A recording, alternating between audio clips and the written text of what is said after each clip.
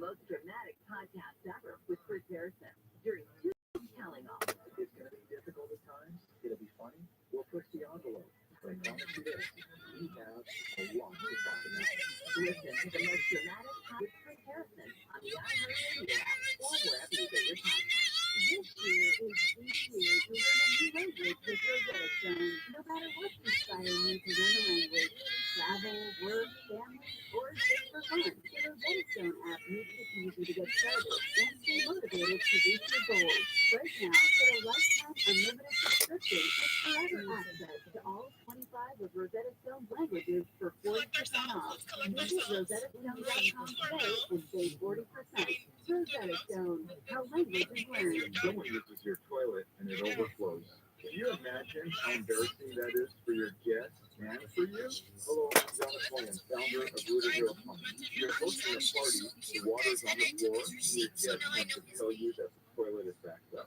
And worst of all, you have to tell your guests that they can't use the bathroom. I shudder when I tell this story because it happened to me.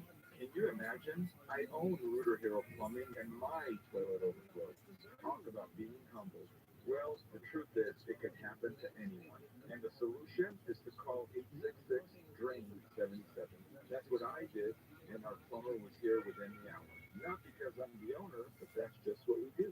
I'm so confident that you'll be satisfied with our services that I put my cell phone number on every video. 866-DRAIN-77. That's 866-DRAIN-77.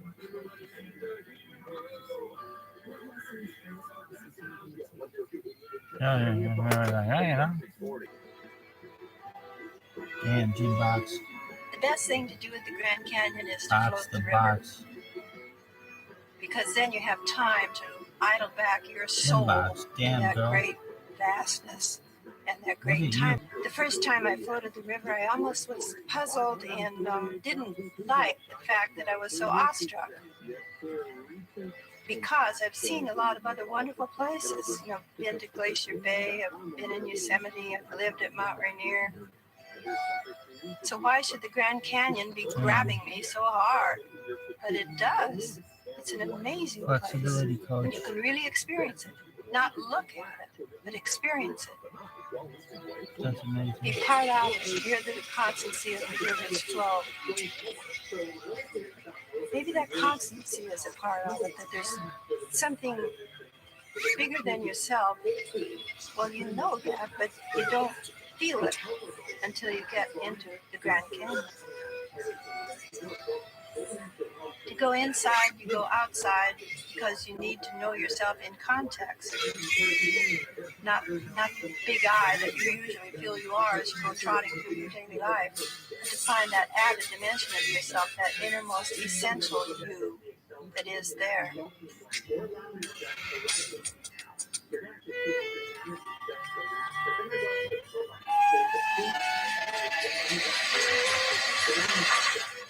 In late 1915, on the train ride back from San Francisco to their home in Lincoln, Nebraska, Margaret and Edward Gerke decided to take the one-day side excursion to the Grand Canyon offered by the Atchison, Topeka, and Santa Fe Railway. Margaret was 32, a lover of books and poetry who had read and admired John Muir. She taught school until shortly after she married Edward, a plumber who had gone into the house building business. Edward's passion was dogs and fishing, Oh my God. photographing everything he That's saw. amazing. Margaret's was dreaming about the yearly excursions the childless couple began taking once Edward's business started to flourish. Over the course of nearly 30 years, Margaret would record the start of every trip as the day of days in her journal. Edward would bring along his Kodak camera, snapping pictures Margaret would later carefully place in photo albums to commemorate their adventures. Let those who will buy lands and hoard money. We will have our memories, glad memories of golden experiences together.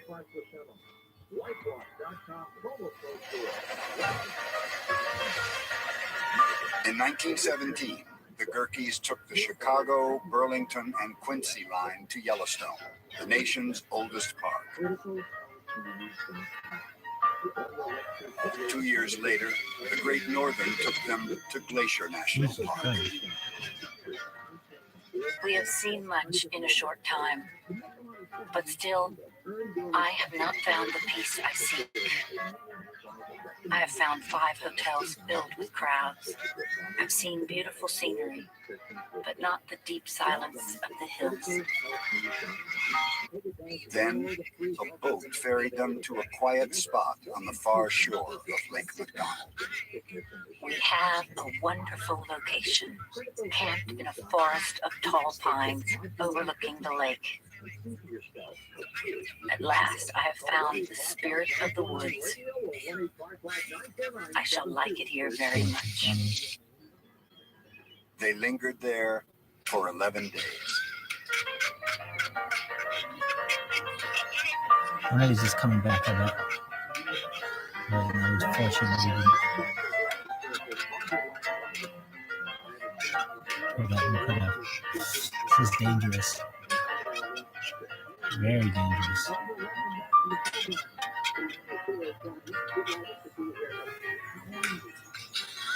August 21st, our last day here. It has been all we dreamed it would be. For in this trip, like all the others, we have laid up for ourselves treasures. And we have remembered to live.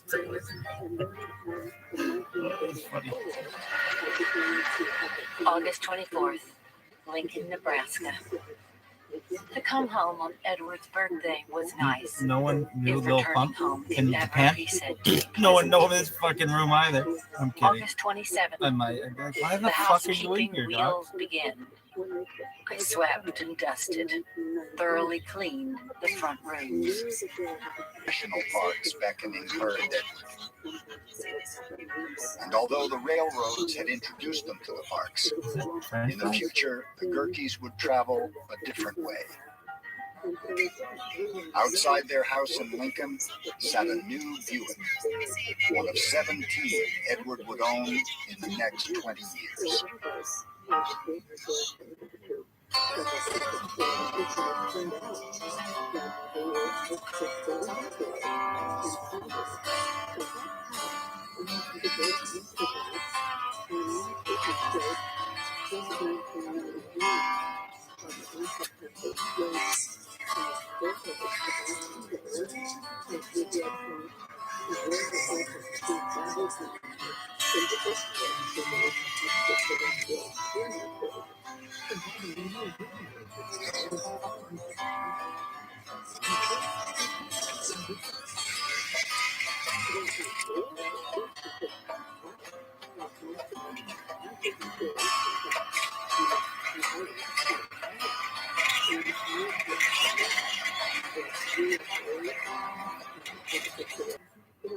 Whether your ancestors came over on the Mayflower or whether they just arrived, whether you're from a big city or from a rural setting, whether your daddy owns the factory or your mother is a maid, you are the owner of some of the best seafront property this nation's got. You own magnificent waterfalls. You own stunning views of mountains and stunning views of gorgeous canyons. They belong to you. They're yours. And all that's asked of you is to put it in your will for your children so that they can have it too. Hopefully, you won't let it be sold off. You won't let it be despoiled. Hopefully, you'll provide for proper maintenance of what you've got to do. Now, that's quite hard. The national parks themselves are old as we count age in America. But until Stephen T. Mather conceived them all combined as a system, they had existed unlisted. Suddenly, our national parks became our most wonderful possession, the shining badge of the nation's glory, sharing somewhat even of the sacredness of the flag. Robert Sterling Yard. In 1960, when Stephen Mather helped to create the National Park Service, the park idea was already 50 years old in America. Really?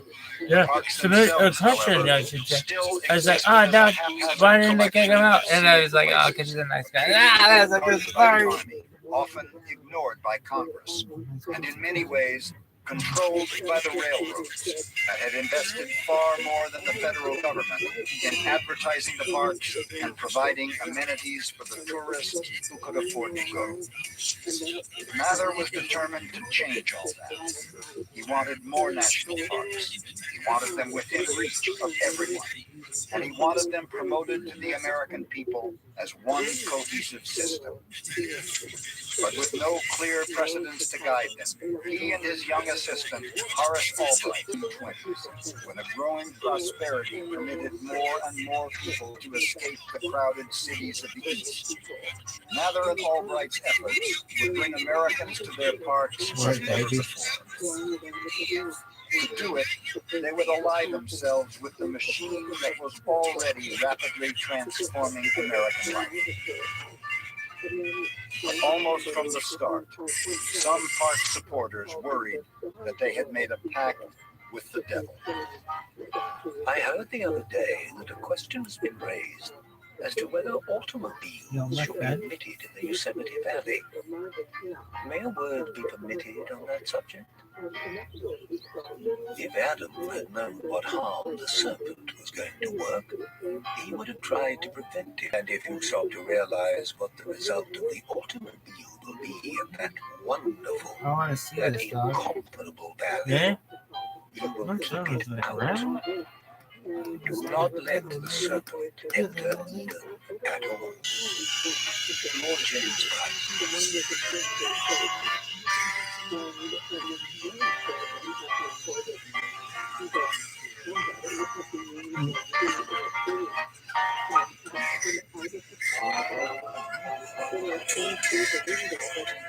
The first idea of national parks seems to have been that they were stupendous natural spectacles. And people turned to the national parks as places to live during their vacation. Lastly comes the realization that our parks are also vast schoolrooms of Americanism, where people are studying, enjoying, and learning to love more deeply this land in which they live. Stephen Mather.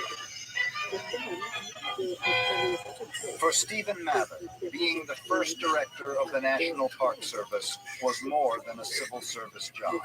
It was a calling to a noble cause, something so compelling it had drawn him away from private industry, where his business skills and genius for promotion had made him a millionaire several times over. He could be a whirlwind of action, and his intense energy and friendliness had earned him the nickname the Eternal Freshman. But Mather was also prone to crippling spells of depression, mental collapses that required hospitalization. He always found the solace and rejuvenation he needed so badly in the parks. Now, Mather wanted all Americans to experience that healing power. But he realized that until more people started showing up, Congress would never create more parks, or even support the existing ones. He was at heart a public relations man, and wanted the country to be aware of the national parks. There never could be too many tourists for Stephen Mather. He wanted as many as possible to enjoy his treasures, no matter how they got to the parks. Horace Albright.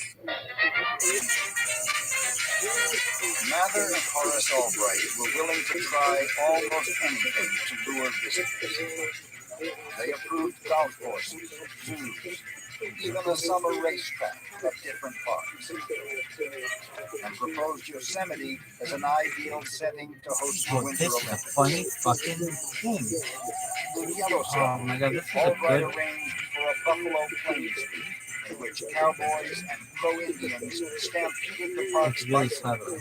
for tourists arriving by buckboard. He also allowed a movie crew to film the stampede for a Hollywood Western called The Thundering Herd.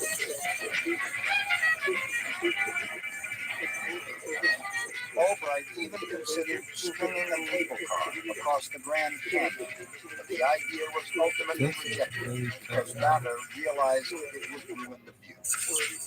This is a new agency. Mather and Albright are building something that has not existed before. Wow. So they're trying to do the right things and trying to understand what the American people are going to want from their parks in the future. And they're struggling with all kinds of advice. They're getting advice from biologists not to eradicate the predators. They're getting advice from the locals that there should be more commercial pursuits. For Mather, recreation was the absolute center of what the parks were supposed to be, and recreation and entertainment. And so he very much is into parks as a spectacle. But of all the judgments Mather made in the early years, none would have a greater impact on the number of people visiting national parks than his decision to embrace the automobile. I bet Mather's tampons hero, John Muir, had harbored mixed feelings about the horseless carriage. Blunt-nosed mechanical beetles, he called them, that might mingle their gas breath with the fresh air of pines and waterfalls. Though Muir also admitted they might help create new allies for the parks if they were allowed in under certain restrictions. Stephen Mather had no such qualms. By 1918, tourists arriving in Yosemite by automobile outnumbered those coming by train 7-1. And by the end of 1920, Mather proudly announced that for the first time in history, the number of people visiting the parks exceeded 1 million a year. The automobile, Mather said, has been the open sesame.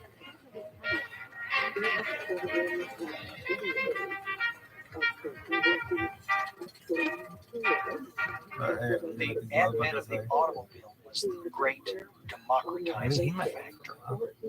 Suddenly, anyone who Nobody's owned a giving him car any shit. could come to the park, could make the drive, could go around the park and see it with He no looks pretty guide, good for his. with How about no this woman tie is to like the hotel, 1:15 to with say. no tie to the stagecoach operation that was entrenched. You could just camp out along the way, at your own expense. Does it say that? The automobile is the devil's bargain because as more people pour into the national parks and automobiles, they need a place to park. And they start by parking anywhere they can. They start by parking in the meadows. They start by parking along the roads. They begin to become a menace to the whole idea of a pristine natural This one was environment 37 that you minutes. view from a Remember when we community told you city your nickname was such as a 37 minutes, stagecoach or a 46? motor That's a bus. pretty good nickname. I'll take that nickname. 37 minutes and 46 seconds as an average? Chambers of Just as an Commerce, average? good roads associations, local governments, and car manufacturers to Some lobby lady for be a like, national park-to-park "Kid, highway. that is 36 6,000 minutes miles longer than I've of ever heard. improved What are you roads talking about linking here?" all the western parks. It would be, he predicted in 1921, the greatest scenic highway in the world. One that would unleash what he called the great flow of tourist gold. I'll give you some great flow of tourist gold, kid. Oh, easy there, lady.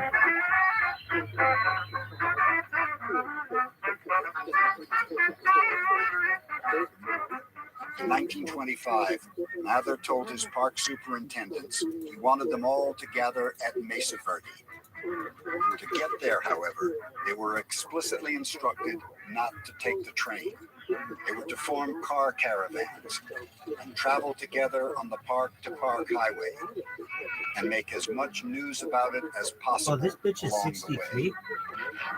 It was a classic Mather publicity stunt, Damn, this bitch is and it hot was as a huge fuck for success. 63. That year, visitation at national parks topped 2 million She's for the really first pretty lady. time. Really? Yeah. In the national parks, there is one thing that the motorists are doing, and that is making them a great melting pot for the American people. There's this weird. This place is. There is no way to bring it home to them in a better way than by going from park to park through the medium of an automobile and camping out. And I'm not stupid. I'm like, she dressed well, and she didn't have any wrinkles. And people learn what America is. This lady used to be on television too, but nevertheless.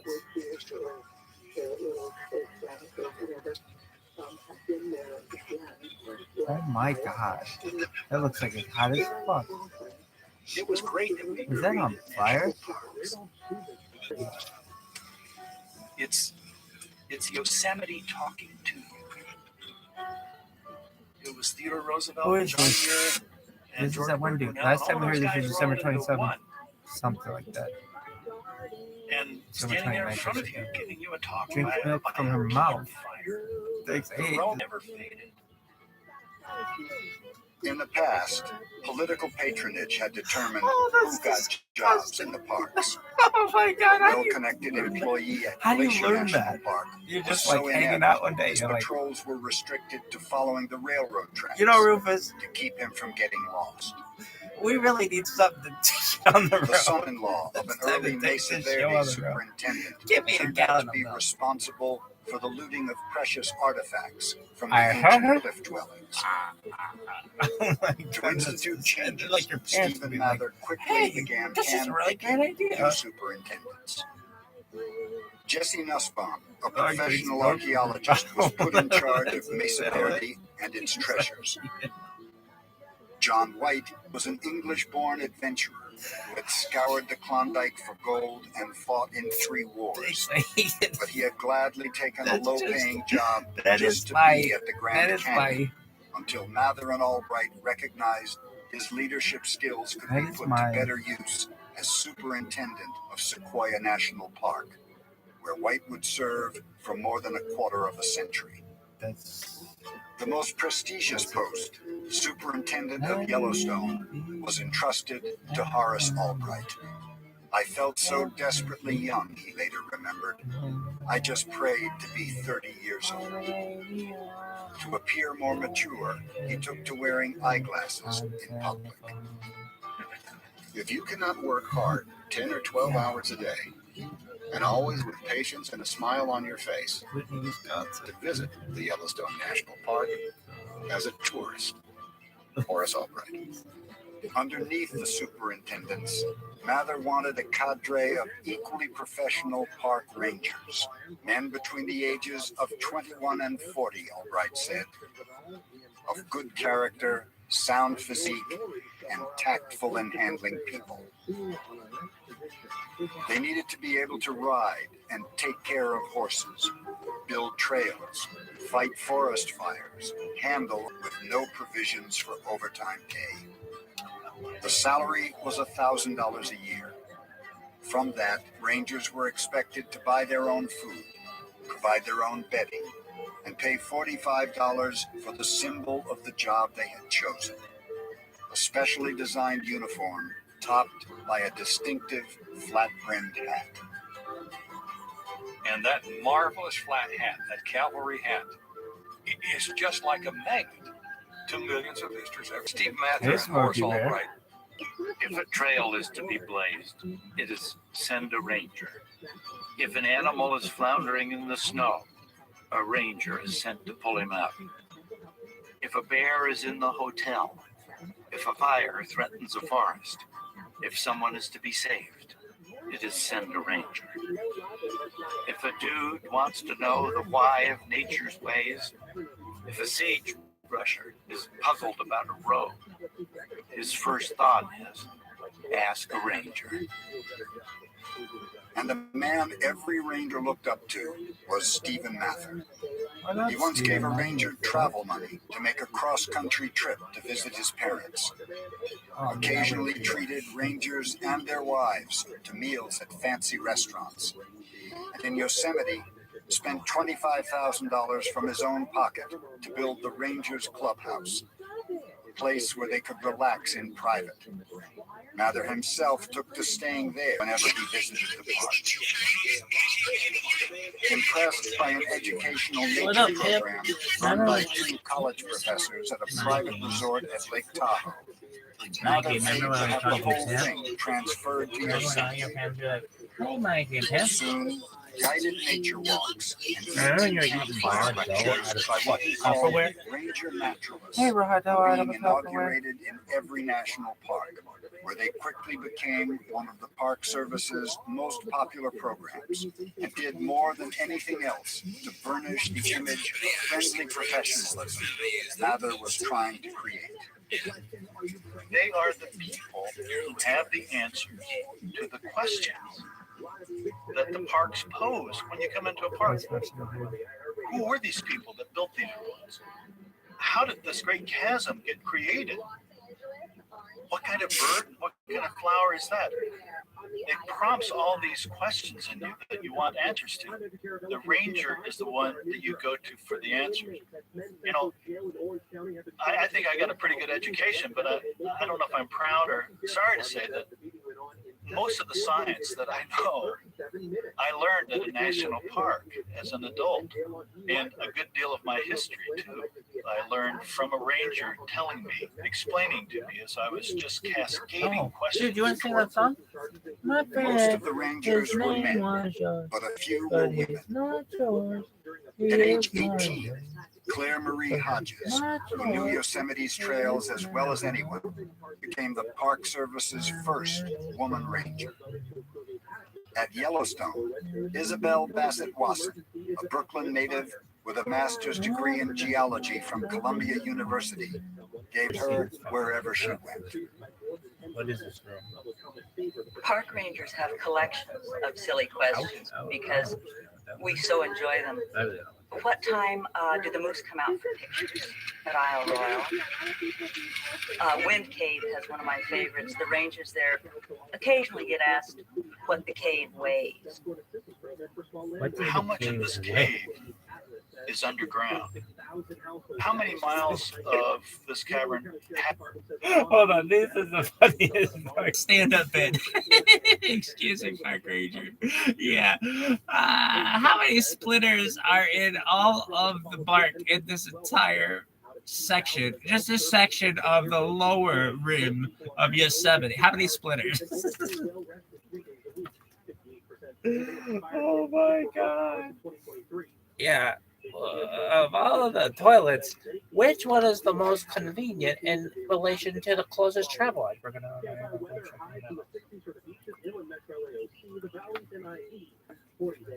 That's a good question. Yeah, you and back. Yeah. I mean, I don't think that that's that dumb of a question, actually. Why? Oh, yeah, it is.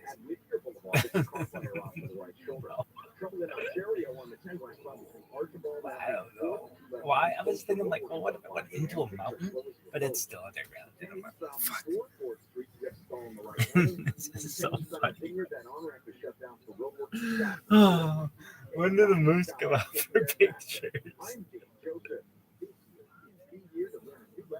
The cave wave has one of my... How much does the cave weigh?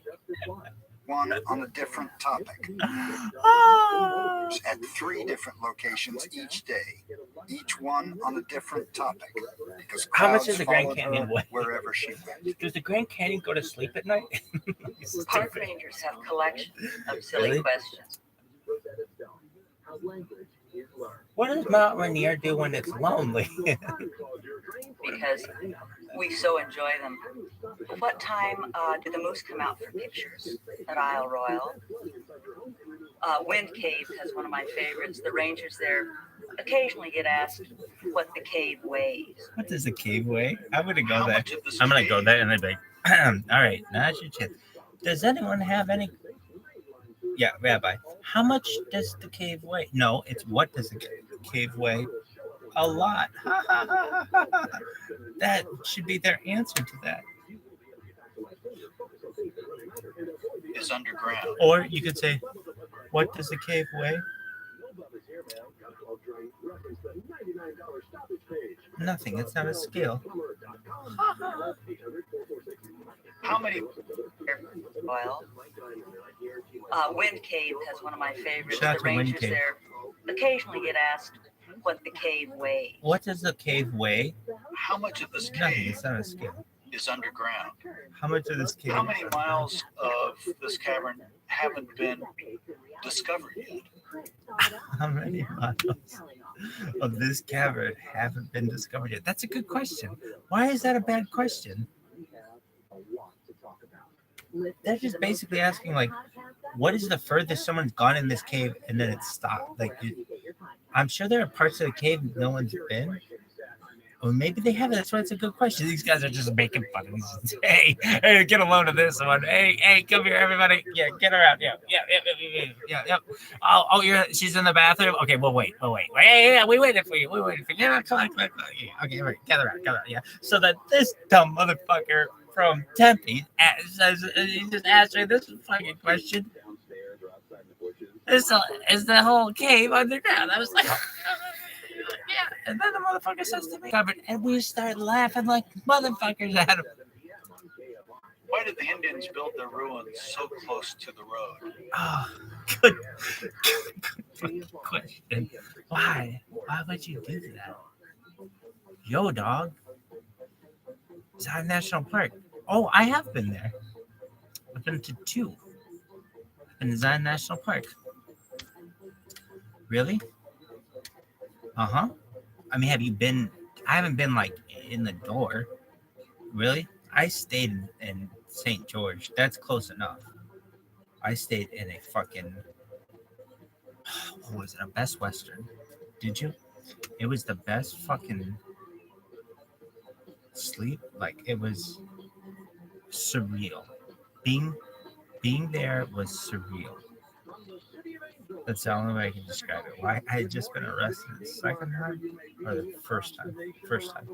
And I was a fugitive.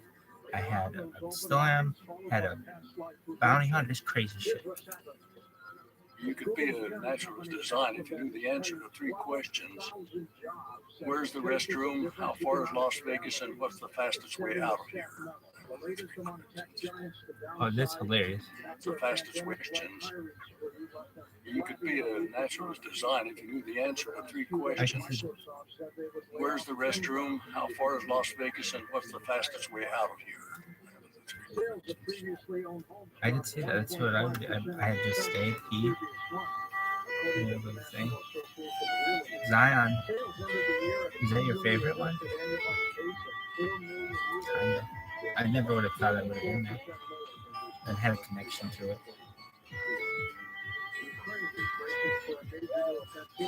Is that it? No. I don't think so. Fucking let me put that one. I said, "What up, baby? What up, baby? How you doing?" Whenever someone enters a national park, Sarcarsis. it's like going to another world. And I think that people feel that transition. They feel that sense that they've gone to something. This is Sheldon Johnson, the motherfucker calls it game. I call it wildlife, baby. Sheldon Johnson taking aim at shit. It's just now they understand it. Now they see it. Now they feel it. Because parks are like going home. July 15th. This is Colorado. Ahead, the snow-covered peaks, cool pines, and a long trail into the unknown. About 20 miles out of Fort Morgan, we made camp. I love her mom. Where mosquitoes Her mom make is so perfect. And sleep. She little shit. Really? Like, oh my god, you almost really fucked up. I can just let her go, but here we go. Oh, I wonder what happens.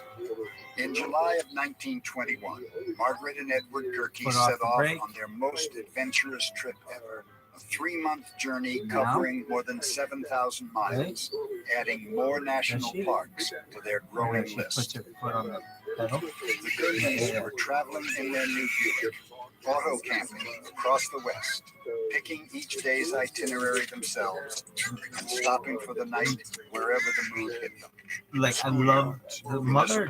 That's a really good mother. On the side of That mother gets a fucking A. keep them What are company, you doing? brought along their pet Recording dog, this? an Airedale named Barney. I don't think this is fake at all. 75 miles this day over splendidly graveled roads.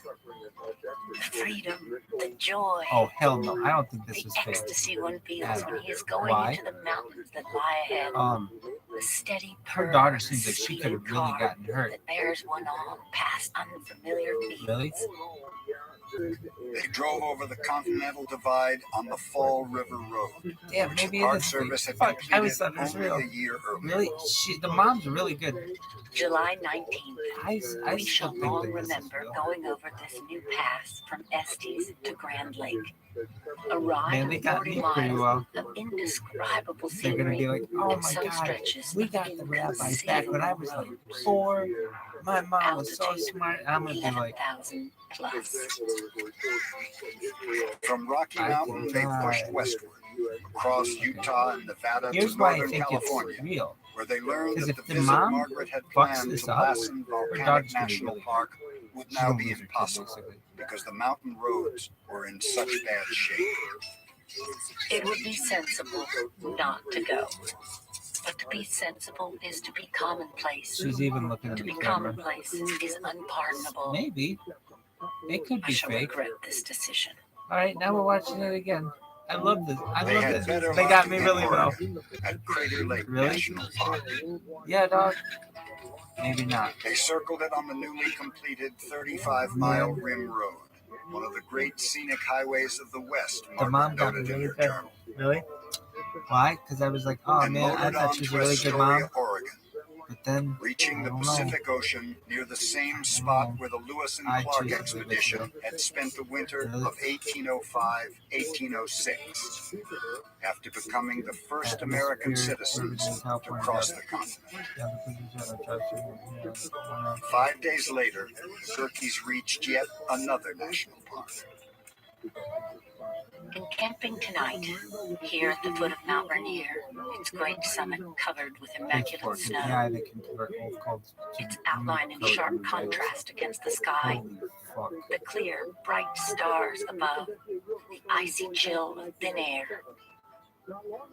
A secret dream of my heart has been realized, and here I give thanks.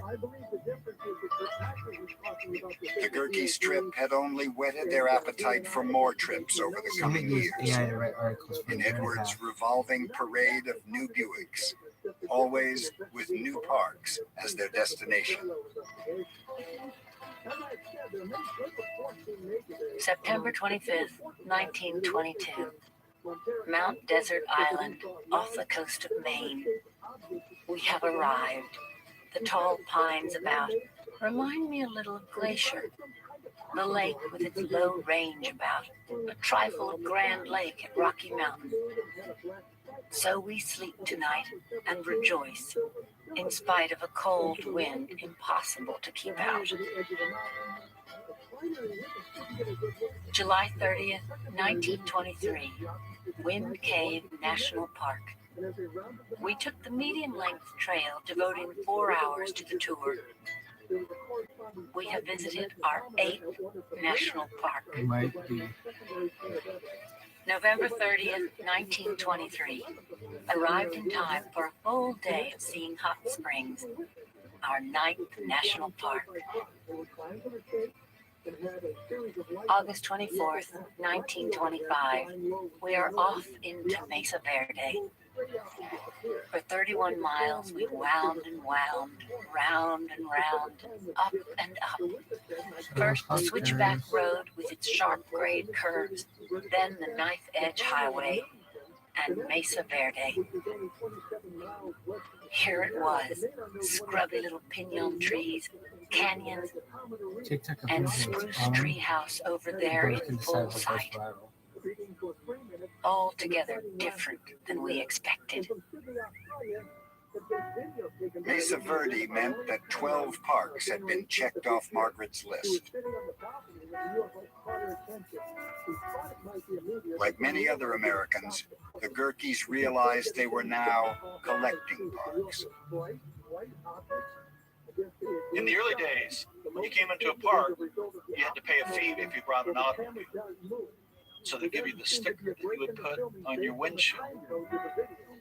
And after a while, people sort of saw that as, proof that they'd been to parks, and they decided, well, I'll start, collecting parks. I will try to get all of the parks. I'll try to go to all of them and get my stickers. Now you don't have the stickers. You get a little passport that you can get stamped when you come into as your proof if you suffer from this obsession. And you get these little stamps. I thought that I was pretty obsessed with these kind of things. And then we met a guy named Tuan Luong. He was born in Paris to Vietnamese parents. Got a degree in artificial intelligence, became an avid rock climber, and decided he wanted to continue rock climbing. And so he did his postgraduate work in California so he could get close to El Capitan in Yosemite. And he soon decided that he wanted to photograph in every national park. And so he set out to do it. And he takes these incredible photographs. And he is now taking photographs in every national park that exists in the United States today. All 58 national parks. This is so actually this is the first edition of the National Guide to the National Park. And so what I have is that on this first page here, I put the stamp for each of the parks that I visited. Well, I visited all of them so far. The 58 years. Some of them they are somewhat faded. I photographed in all the 58 with my large format camera, and I think I'm the only photographer to have done so.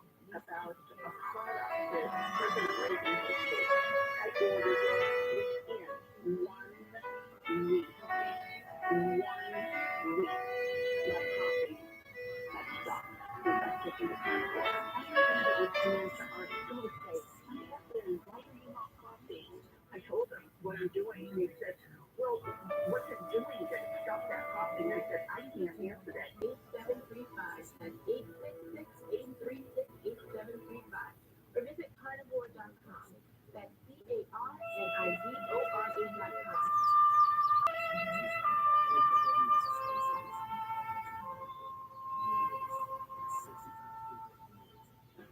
And welcome back to Coast to Coast. George Norrie with you. Very young, the world's most investigated and celebrated mystery. Damn, this shit's interesting. I feel like I'm on the fucking cusp of technology, and I'm like, I'm gonna take it over. Really? Chia, baby. Really? Fucking I'm gonna die.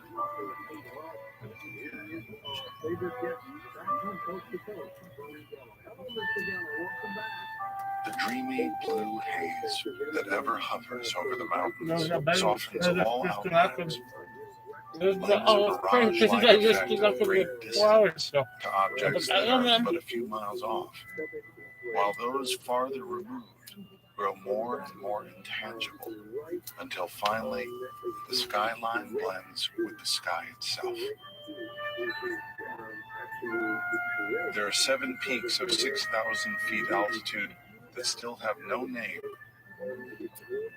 Could anything better prove the astonishing isolation of this majestic region, though set, as it is, in the very midst of American civilization? Horace Kephart. Of North Carolina and Tennessee in 1904, he was a broken man. Precociously brilliant, he had entered college at age 13, enrolled as a graduate student at Cornell when he turned 17.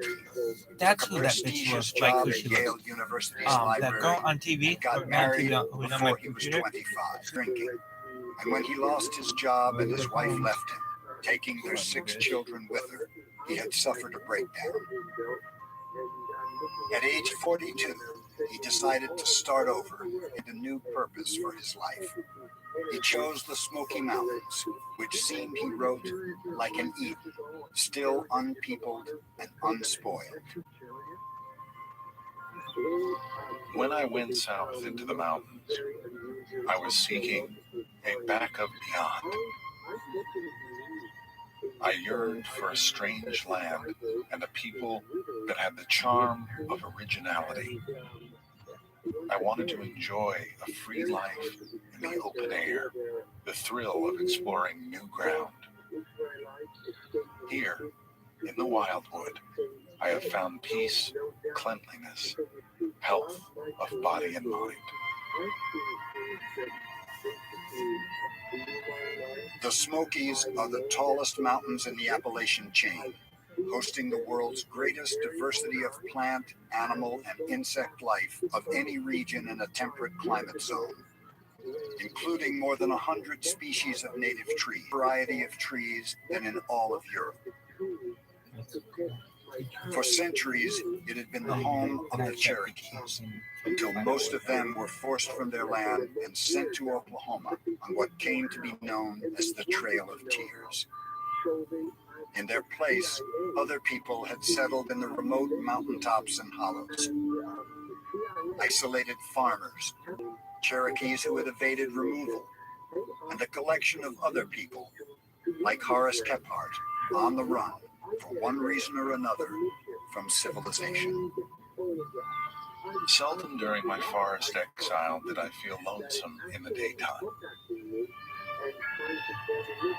But when supper would be over, and black night closed in on my hermitage, and the owls began calling all the blue devils of the woods, one needed some indoor occupation to keep him in good cheer. And that is how I came to write my first little book. Book, Camping and Woodcraft, a guidebook for those who travel in the wilderness, became known as the Camper's Bible. He quickly published another book, Our Southern Highlanders, about the people living around him in the place he now considered home. He proposed that the Smoky Mountains be made into as nearly all the other eastern forests. I am not a very religious man, but often, when standing alone before my Maker, in this house not made with hands, I bowed my head with reverence and thanked God for his gift of the great forest to one who loved it.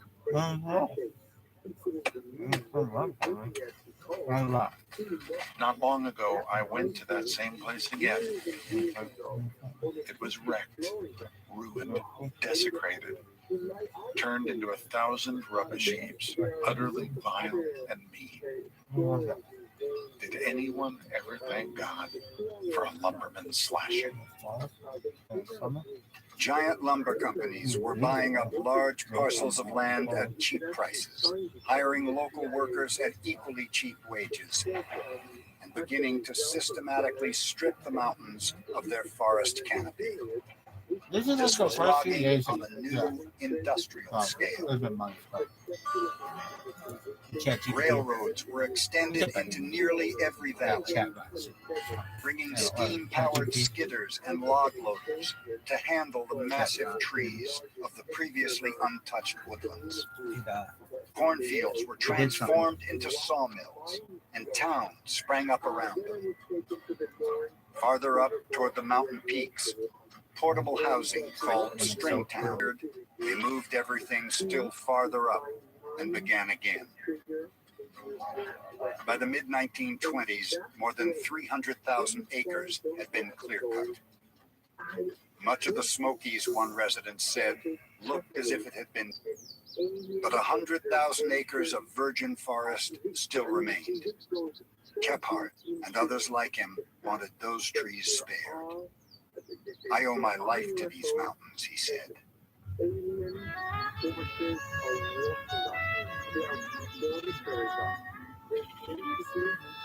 Among those joining the cause was another man who, like Kephart, had arrived as a stranger.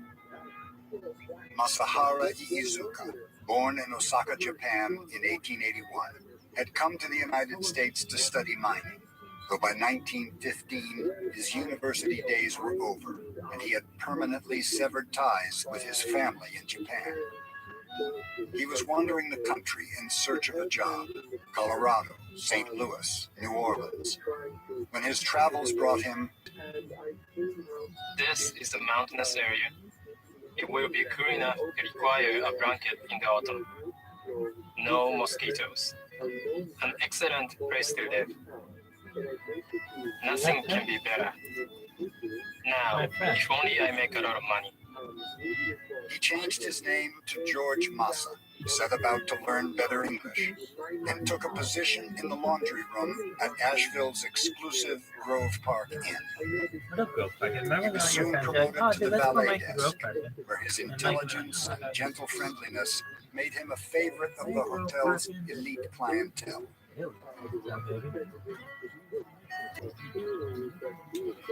To make a little extra money, Massa began processing the film and printing photographs from the guests' cameras, a skill that quickly blossomed into a new job with a professional photographer, and then a business of his own, 100 pounds.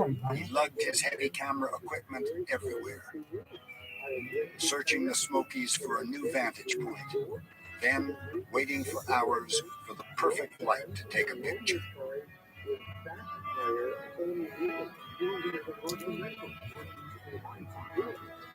The local Chamber of Commerce eventually bought his photos to promote the region in their brochures. Massa turned some of them into color postcards for sale to tourists.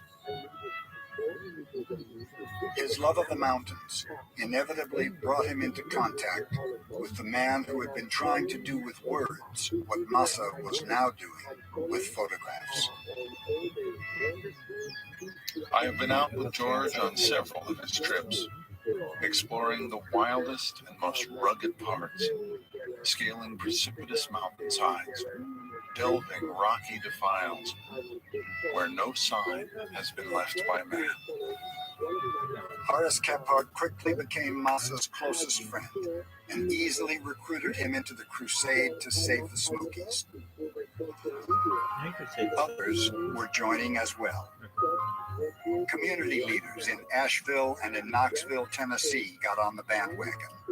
Some out of a love of the mountains, some in the belief that tourism would result in better roads and bolster the local economy.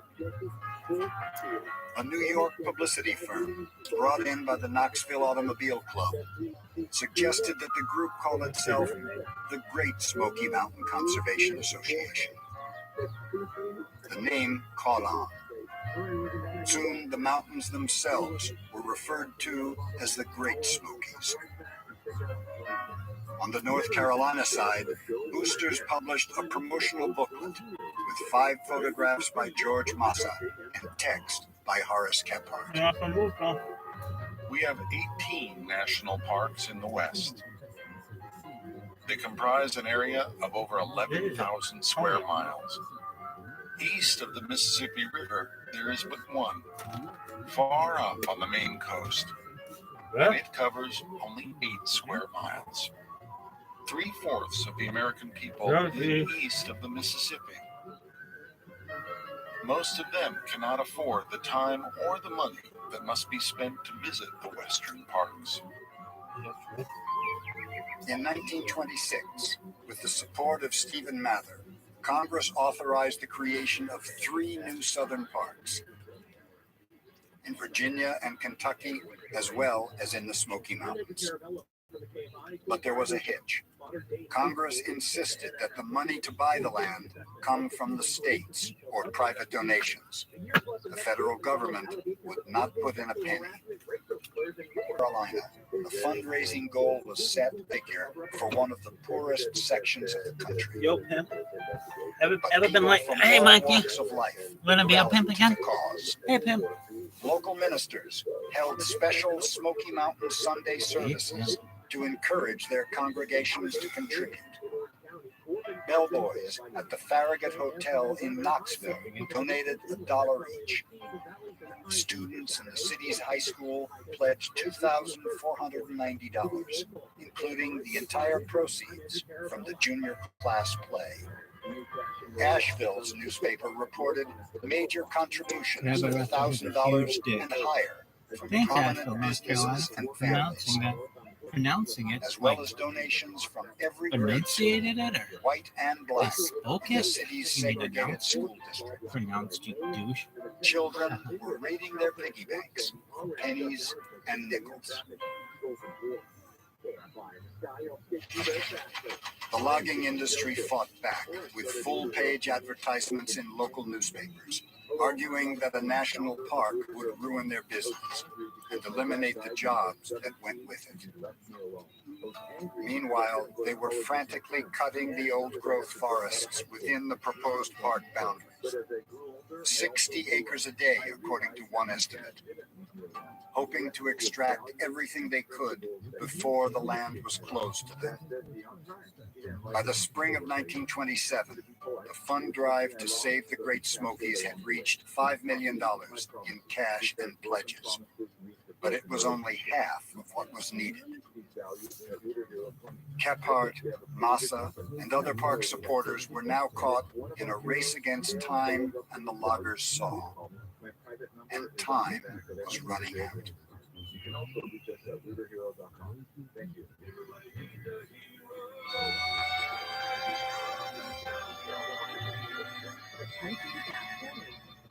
The host of some of America's most dramatic with the most dramatic podcast ever, with Chris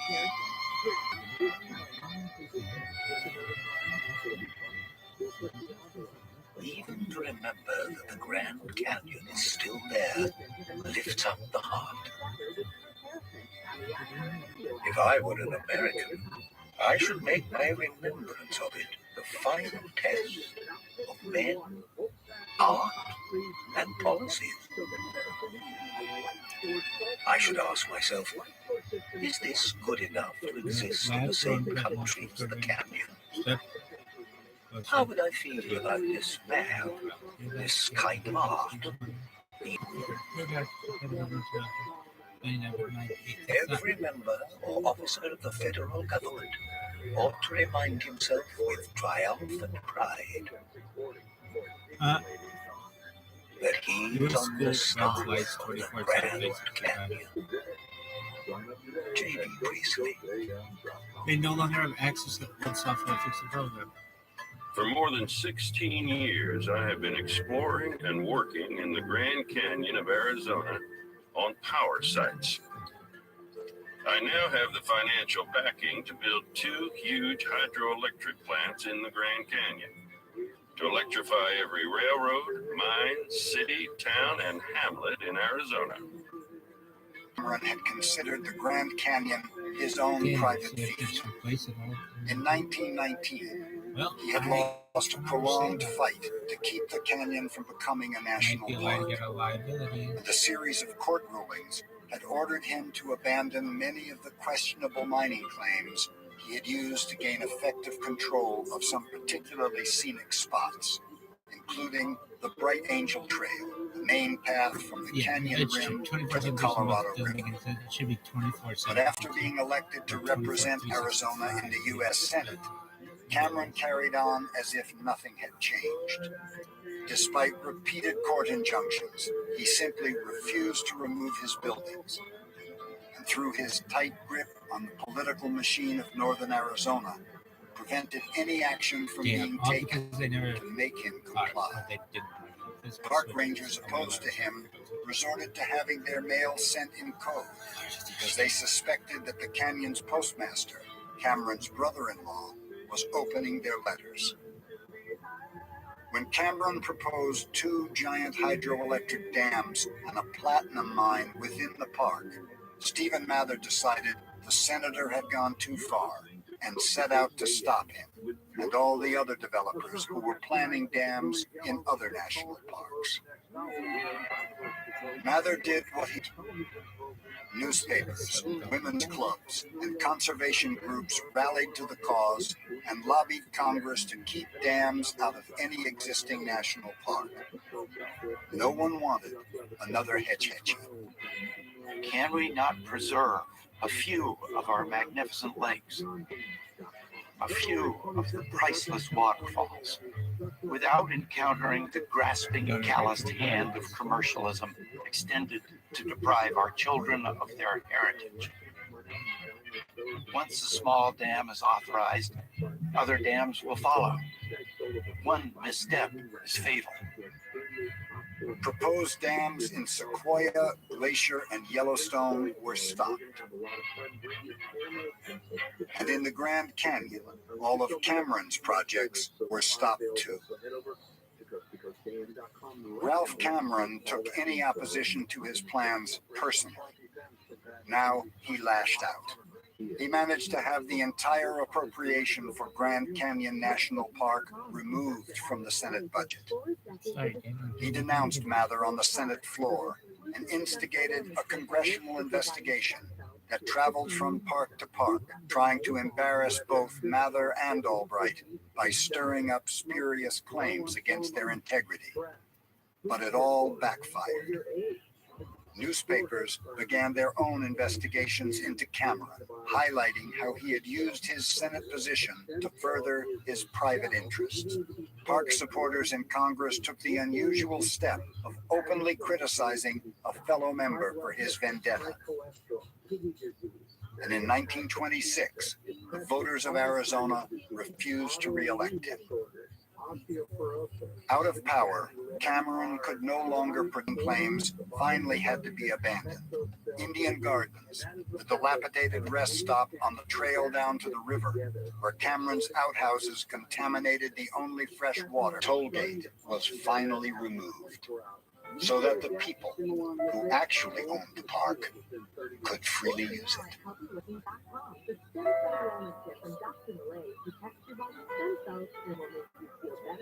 I recall when I was 12 years old looking into the Grand Canyon and being told by the ranger on the rim that there were rocks down there that were nearly 2 billion years old.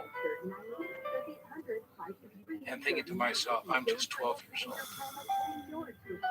This canyon, at least the rocks, if not the actual scene that I was looking at, had been there for umpteen times longer than I had been on the planet, had been alive. And that humbled me. I remember thinking to myself, we don't have very long on this planet. And at the same time, I felt a greatness. What a privilege to be here. What a privilege to be an American and to look into that canyon and have this as an American icon and to be able to reassure myself that one day I will come back and see this place again.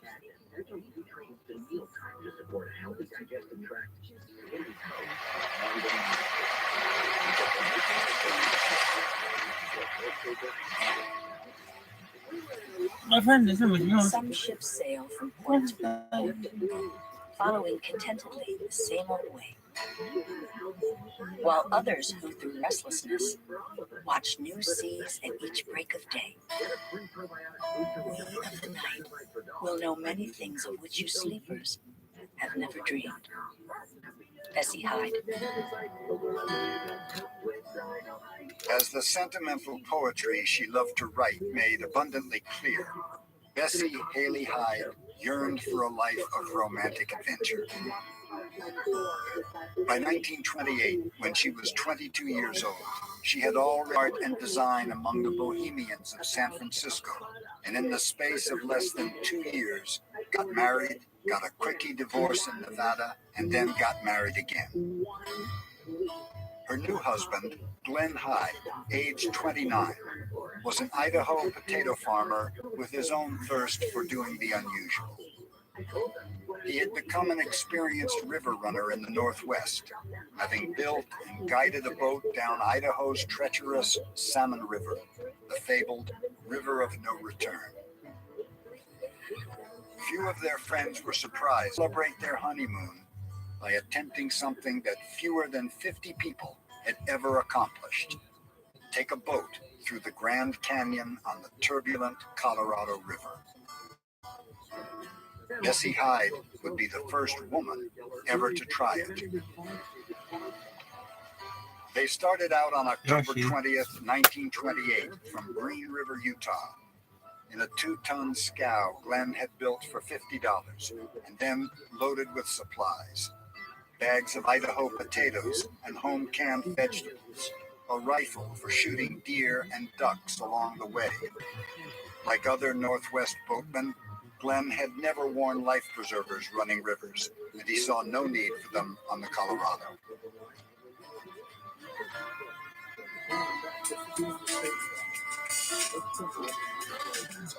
After 2 weeks, they reached the start of the Grand Canyon at Lee's Ferry, where locals advised the couple against proceeding any farther. They considered Glenn's boat ill-suited for the huge rapids farther downstream, and thought it folly to be entering the Big Canyon without companions in a second boat. Glenn would hear none of it. They were 2 days ahead of schedule, and the Colorado seemed no harder to master than the salmon. The wind is blowing so much that everything is just about covered with sand, including Glenn and I. We should be nearly to Grand Canyon Village, but of course, it is hard to tell. The scenery is really more majestic. We've had lots and lots of riffles, large and small, and have been gliding along at great rate. We've had all kinds of camps, from beach to rock shelves. Moving downstream, with the stone walls towering above them, they were seeing the Grand Canyon from a perspective few people had experienced. Smaller side canyons of almost unimaginable beauty around every bend of the river. Waterfalls pouring out of sheer stone to feed the Colorado as it courses by. And always the rapids, where the river's power in its battle with anything in its way was on full display.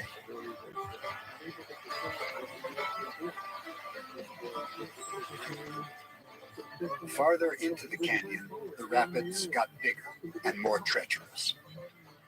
Bessie, who weighed less than 100 pounds, had already been tossed into the water like a matchstick by the big sweep oar. Later, Glenn too was knocked from the boat. Bessie somehow managed to throw him a rope and get him back in, but was badly shaken. I was ready to climb the canyon wall right then and there, she wrote, but Glenn laughed at me. At the bottom of the Bright Angel Trail, they beached to enjoy the big meal at the fancy El Tovar Hotel and spent a cozy night in a tent cabin at Grand Canyon Village. The next morning, after buying supplies and arranging to have them hauled by mule down to the boat, the couple paid a visit to Emery Kolb's photographic studio. Kolb and his brother had themselves made a legendary descent of the Colorado in 1911, compiling thrilling footage of their journey, which they showed each day to tourists. As he had of virtually every tourist at the canyon rim for a quarter century, and gave them a signed copy of his brother's book about the 1911 trip. Glenn and Bessie's dream was to follow the Kolb's example, make a name for themselves with their own post, who saw the potential in their story and eagerly hung on their every word. I've had the thrills of my life, Bessie told him. I've been thoroughly drenched a dozen times, but I'm enjoying every minute of the adventure.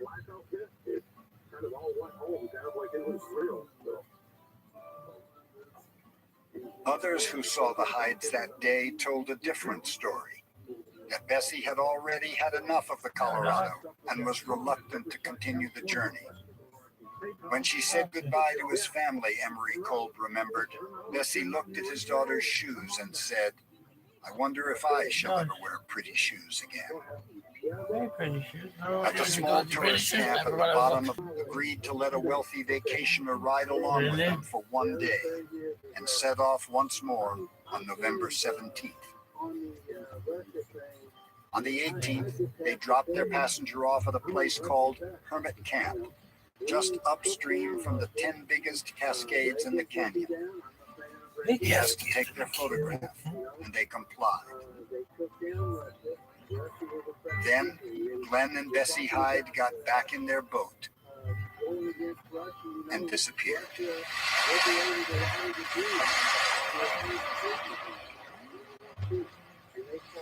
By mid-December, news that the honeymooners had not been heard from in a month was captivating the nation. The San Francisco Chronicle. Mr. and Mrs. Glenn Hyde, now lost in the canyon, certainly could not have been aware of the perils of such a honeymoon voyage.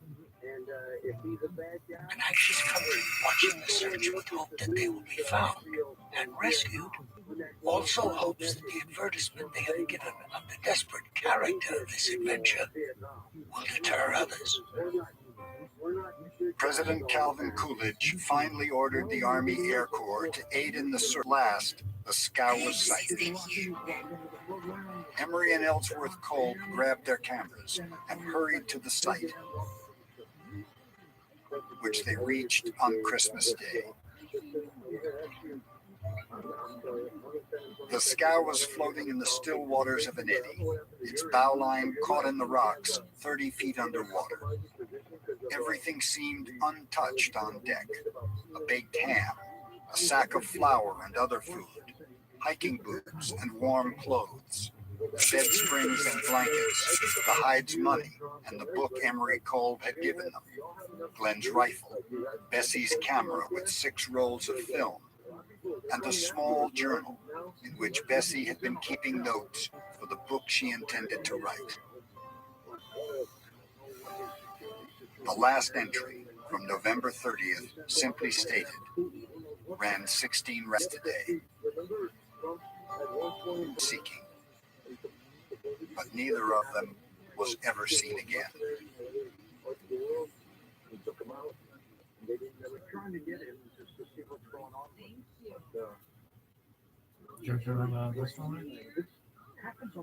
My butthole itches. Not necessarily, kid. It's more like my ass cheek. Thing that's more stable than you are. Something that's more enduring than you are.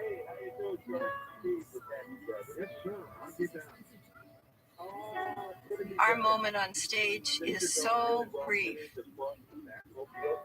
But if you can be aware of the ingredients that make up the stage upon which you live your life, dance your life, you can enjoy the dance of life ever so much more.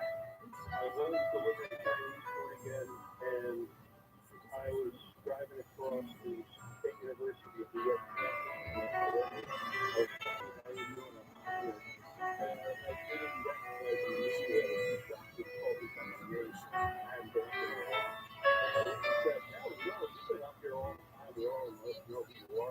Maybe he says, Steve, you got to stop falling in coast to coast area.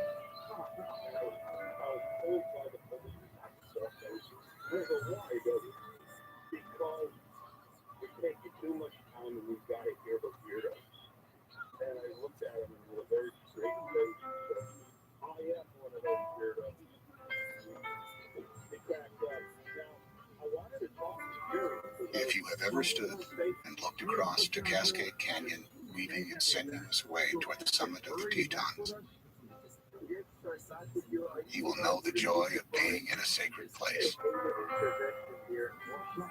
designed by God to be protected forever.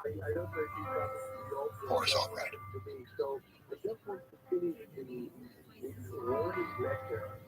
Many years earlier, Horace Albright and Stephen Mather had been in Yellowstone when they took a day trip to check on a new road being built from the park's southern entrance toward the valley just beyond, called Jackson Hole in Wyoming.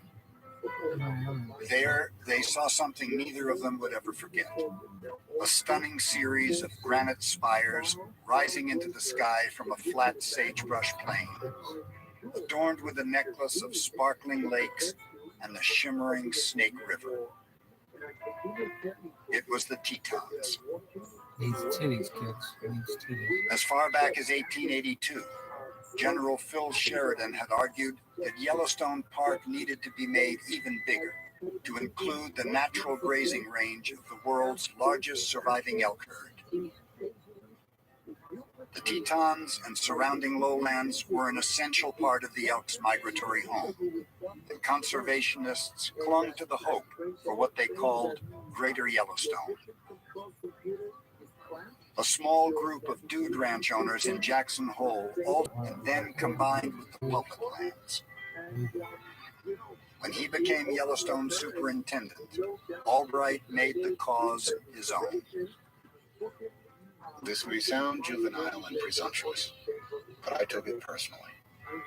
I really felt I had a mission to preserve the Grand Tetons in the only way I knew, the national parks. Year after year, every dignitary Albright escorted around Yellowstone would eventually find himself being led to a vantage point, offering a view south of the park's borders toward the Tetons, while Albright passionately explained the reasons why they needed to be added to his park. Congressmen, influential journalists, and 2 presidents got the treatment. One day, Albright learned that a private was John D. Rockefeller Jr., head of one of the richest families and greatest fortunes in America. He had put up the money to purchase land on Mount Desert Island in Maine and donated it to the federal government to create Acadia National Park. More recently, his generosity had established a museum at Mesa Verde. Albright was thrilled to learn that the great philanthropist was coming to Yellowstone. But before he arrived, Albright heard from Mather, instructing him to respect Rockefeller's privacy. He received a letter from Stephen Mather telling him, "Don't you dare talk about trying to get the Tetons. You are."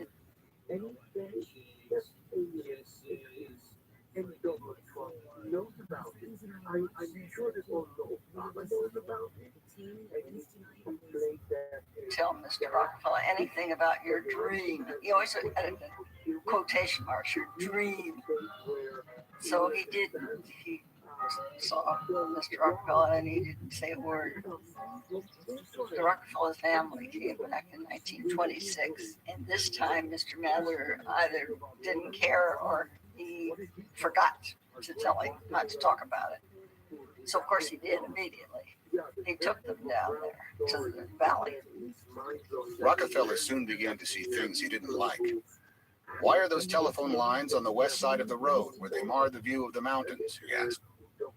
Why is that ramshackle old building allowed to stand over there where it blocks the view? I explained that it was on private land. Mrs. Ross, a burned-out gasoline station, a few big billboards.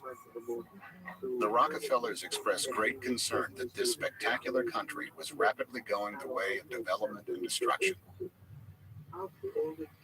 As the shadows lengthened, they stopped to watch the sunset. As we sat on logs, I began to unfold my dream for the area and how I had been trying for years to save the Tetons and the whole valley north of Jackson. Mr. and Mrs. Rockefeller listened. When I finished, they remained silent as we watched the sun disappear behind the jagged peaks, casting long, sharp shadows across the valley. I felt a little let down. Here I had laid out my fondest dream, and there was no word of comment. But 4 months later, Albright was invited to Rockefeller's New York office to discuss the Tetons again. This time, he showed Rockefeller detailed maps and cost estimates for a modest plan to purchase some of the land near Jackson Lake. And Mr. Rockefeller had studied it quite a while. And then he shook his head and he looked up and he said, Mr. Albright, this is that valley. And the whole valley. I remember you used the word dream, Rockefeller told Albright, recounting in detail the grand panorama they had surveyed while watching the sunset. That's the area for which I want cost disposal.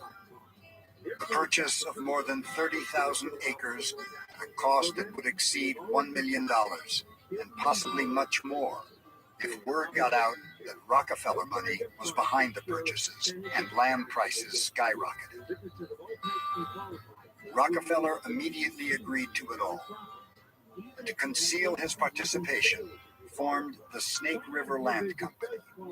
Ostensibly a cattle business, it began buying up properties through a local banker in Jackson, a man who not only did not know the true purpose of the purchases, but even opposed the idea of a greater Yellowstone. When Congress finally created the small Grand Teton National Park 2 years later, Albright and Rockefeller were disappointed that the boundaries included only the eastern front of the mountains themselves and none of the surrounding valley. Undeterred, Rockefeller continued quietly buying up land, giving Albright hope that his dream might one day be realized. Rockefeller was becoming, Albright said, one of the best friends the national parks ever had.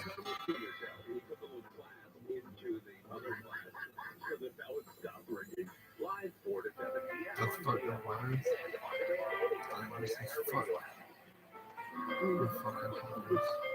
Already, the national parks are beneficently affecting the national mind. Nowhere else do people from all the states mingle in quite the same spirit as they do in their national parks. One sits at dinner, say, between a Missouri farmer and an Idaho miner, and at supper between a New York artist and an Oregon shopkeeper. One climbs mountains with a chance crowd from Vermont, Louisiana, and Texas, and sits around the evening campfire with a California grape grower, a locomotive engineer from Massachusetts, and a banker from Michigan. Here, the social differences so insisted on at home just don't exist. Perhaps for the first time, one realizes the common America and loves it. In the national parks, all are just Americans. Robert Sterling Yard.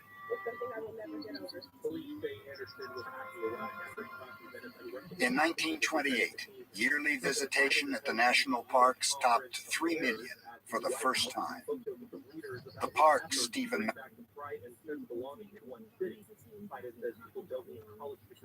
Mather proudly proclaimed, do not belong to one state or to one section. They have become democratized. In many ways, he was right. No longer did park visitors come exclusively from the upper classes.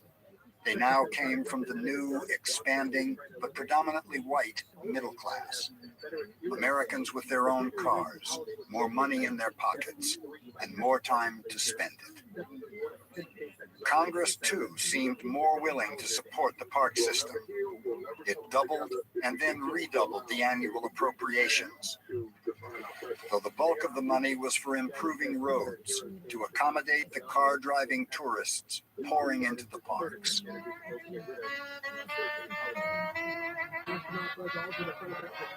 Mather now embarked on an ambitious road that would open up its scenic wonders to the motoring public. The 1920s see in certain national parks some of the most mind-boggling roads the world has ever seen, because the Park Service is willing to take a highway to heights and to places that no other sane human being would ever imagine taking a roadway. And so we see these monumental roads providing some of the most amazing driving experiences. Show off, in his mind, the beauty of the park. And if Glacier was the toughest place, he went up there to personally inspect it, and the highway engineer showed him, well, we'll come up this valley, we'll crisscross with these, I don't know how many, more than a dozen switchbacks up to the pass. Fortunately, standing next to him was Thomas Vent, who was the landscape architect for the National Park Service. And I said, well, what do you think? And he said, it'll look like miners have been here. And Mather was horrified by the notion of it. And finally decided, well, we'll do this in a different way. It'll be longer, it'll be more expensive, but it won't detract from the view. And the result was going to the Sun Highway, which is one of the glories of all roads in the United States.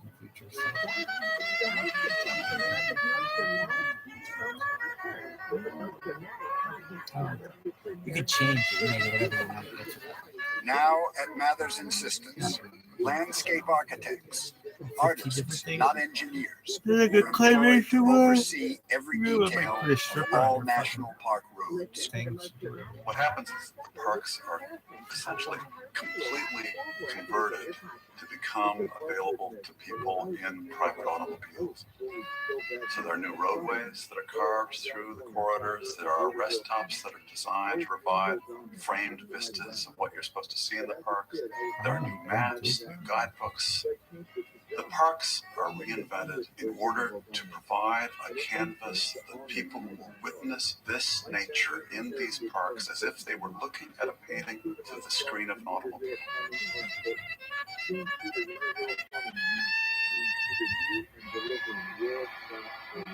So rapid is the increase of travel to the parks that it is none too early to anticipate the time when their popularity shall threaten their primary purpose. While we are fighting for the protection of the national park system from its enemies, we may also have to protect it from its friends. Robert Sterling Yard. Robert Sterling Yard went through an incredible transformation. He started off being paid by Stephen Mather to be the flag for this new park service. Later, he got sent over to a new organization, the National Parks Association, which started off as under the wing of Stephen Mather. But gradually, Yard started to say, I think Mather is pushing this too much. He's going too much into spectacle, too much into entertainment, too many cars. Yard wanted to have what he called national primeval parks. This kept them as pure as John Muir had described them. That's where he was going, a purist of what parks should be, and eventually became one of the greatest critics of the National Park Service. Yard also found himself opposing his old friend when Kentucky's Mammoth Cave and Virginia's Shenandoah National Park had been set aside. Mather loved having two more parks in the east, but Yard thought they did not meet what he called national park standards. The Virginia site was too small and lacked primitive forests, he said. And no one from the Park Service, including Mather, had ever been to Mammoth Cave. But the final straw for Robert Sterling Yard was Mather's plans for highways in every park. Hoping to start what he called a new nationwide movement to preserve the primitive, he joined forces with the celebrated conservationist Aldo Leopold, an idealistic young forester named Bob Marshall, and a handful of other like-minded people to form an organization to protect pristine lands, not just from lumbermen and developers, but from the National Park Service blow a itself. knee, blow an ACL. They called it the Wilderness Society. Oh, God. It's very ironic that the National Park Service, which is called upon to preserve nature, is then seen as an impediment to its preservation. Oh my because God, it I is not as pulled an interesting ACL getting in the bed. as Fuck you, lady. Sorry. starting to be. So the National Park Service is accused of demeaning wilderness, of wanting to build roads into wilderness, wilderness, wanting to make wilderness and everything a windshield experience, an overlook experience. And many people in the emerging wilderness movement begin to become very critical of the national park service and Stephen Mather. He would talk for hours reviewing his plans for the national parks. They belong to everybody, he used to say. We've got to do what we can to see that nobody stays away because he can't afford it. I hear lots of complaints about the tin canners, I told him. They dirty up the parks, strew cans and papers all over. What if they do, he would say. They own as much of the parks as anybody else. We can pick up the tin cans. It's a cheap way to make better citizens. Gilbert Stanley Underwood. Stephen Mather still enjoyed nothing better than traveling from park to park in his big touring car, wearing a park ranger's uniform and keeping a frenetic pace that became legendary. We wore ourselves out trying to stay with him for 16 hours a day, one traveling companion recalled. And then we had to... Mather could be just a bundle of unbounded energy. Albright said at times he felt that he was the mightiest man in the world. And that's how he operated a lot of the time. No one admired Mather more than Horace Albright, and no one in the Park Service was more privy filled in.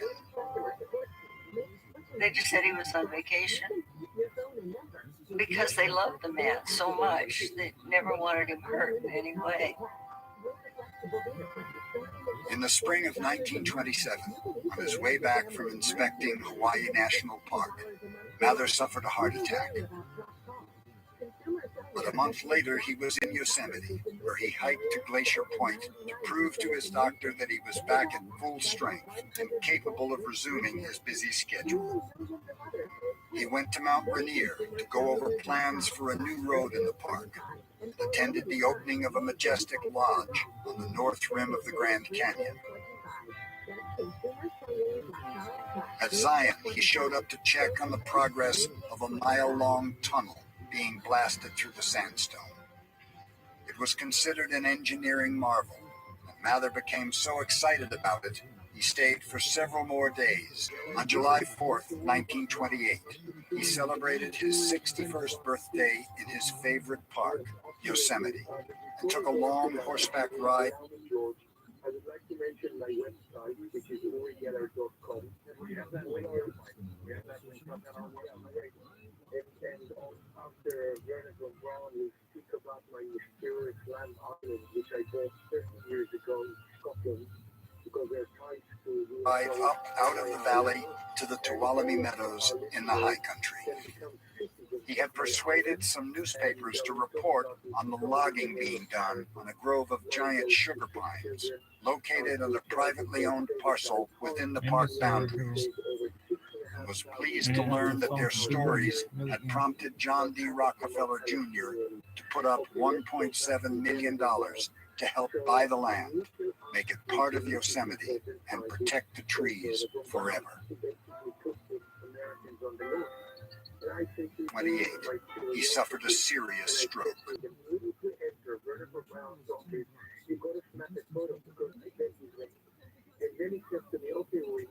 He didn't have a Facebook and told the overhaul of ban on bare breasts. Oh no.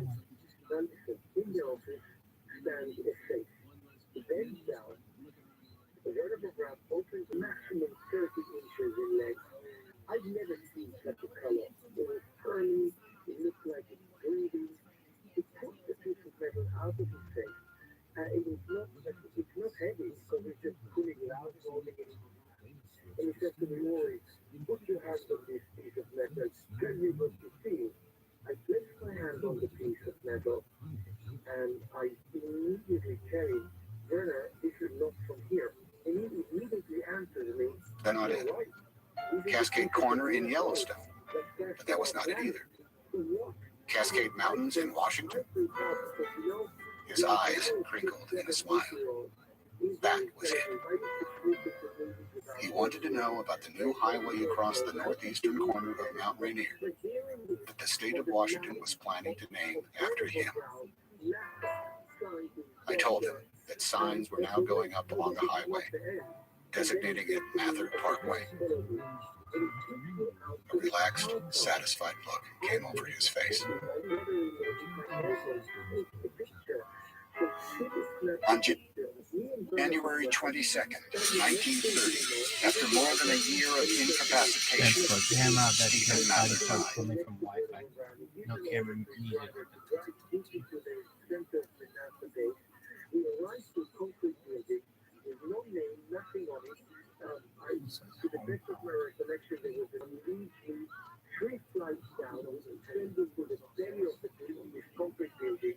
And then in the corridor, there were hanging around the corner to huge metal doors. Above the door, clearly written out, refrigerator. He opened the door, we go. An overlook at the Grand Canyon would be called Mather Point. A scenic stretch of the Potomac River, a nationwide tree planting campaign in his honor, would also result.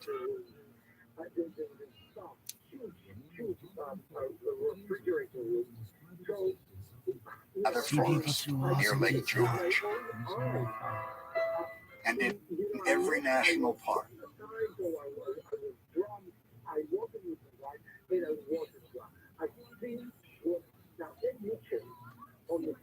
The agency he had created and molded to his vision would erect a bronze plaque with his likeness and these words: "There will never come an end to the good that he has done."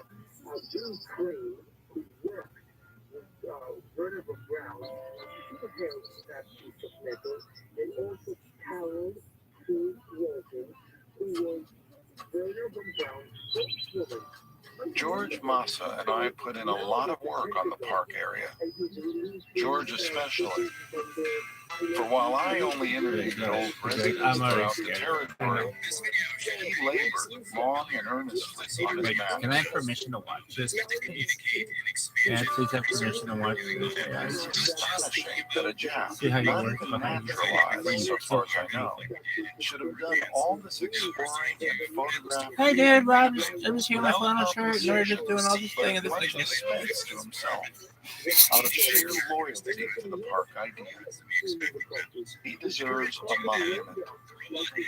Kephart and his friend George Massa had already devoted years of their lives trying to get the Smoky Mountains set aside as America's newest national park.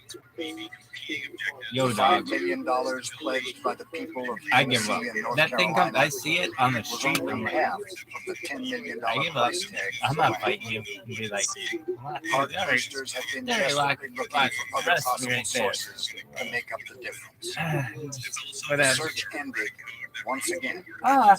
This one's on 4 legs. Oh, okay. Massa's photographs told about the impending destruction of the old-growth forests.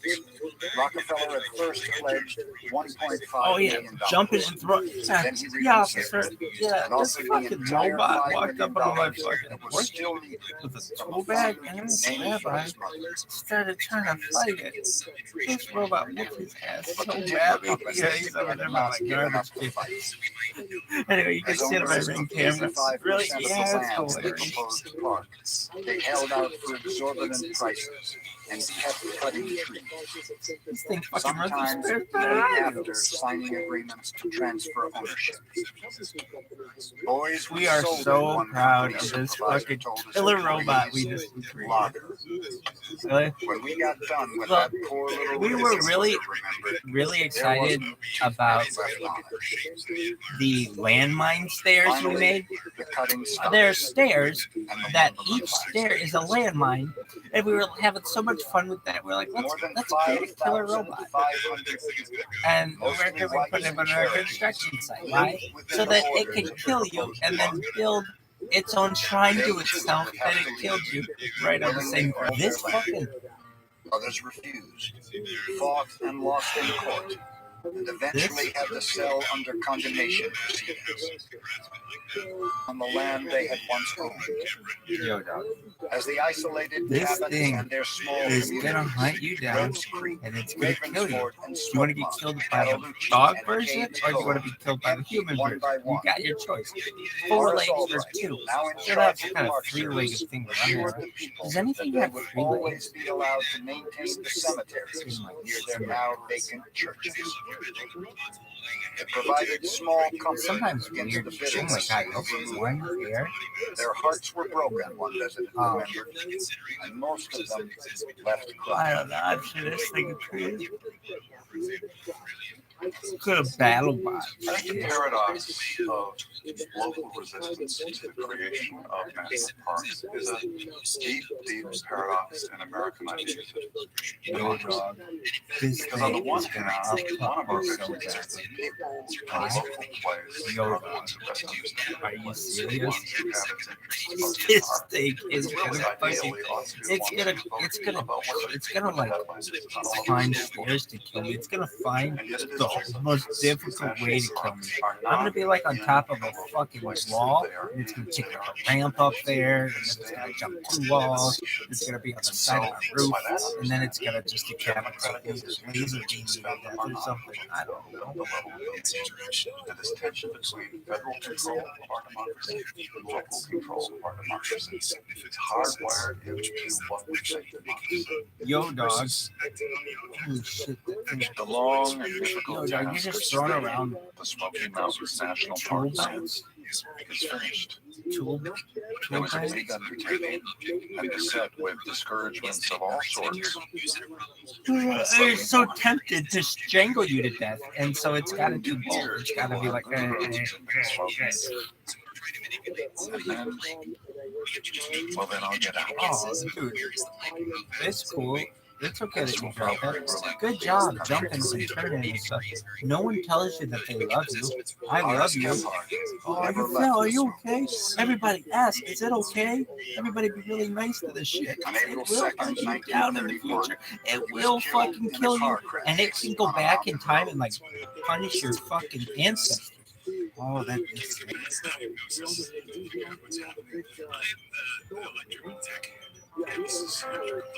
Yo, dog. So when this thing's gonna like kill me with a giant screwdriver, Goldfinger, it's like Goldfinger. I don't know what I say about the death. And I'm over there like, dude, oh, I gotta blame that hippie looking motherfucker in Boston.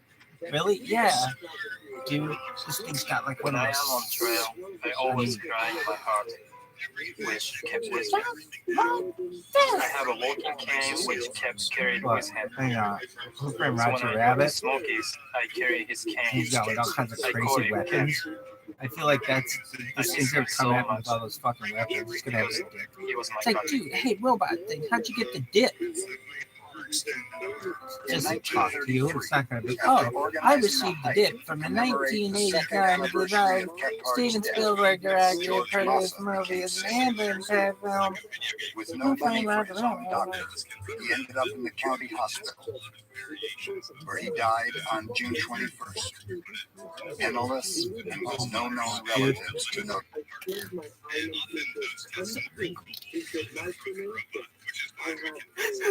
This random cup of coffee. His height. How was your day?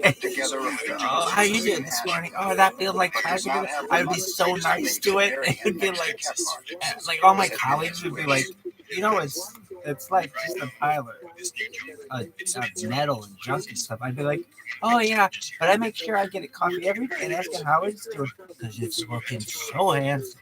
You're a handsome robot, aren't you? You're a handsome robot, aren't you? People be like, dude, why the fuck are you so like? What's up with you and this fucking robot? I'd be like, it has a name. What's its name? Atlas. Its name's Atlas. And oh my god, this thing's gonna do this on my fucking grave. Oh, dude, it does a 540 on my fucking grave. Watch this thing. Look at this.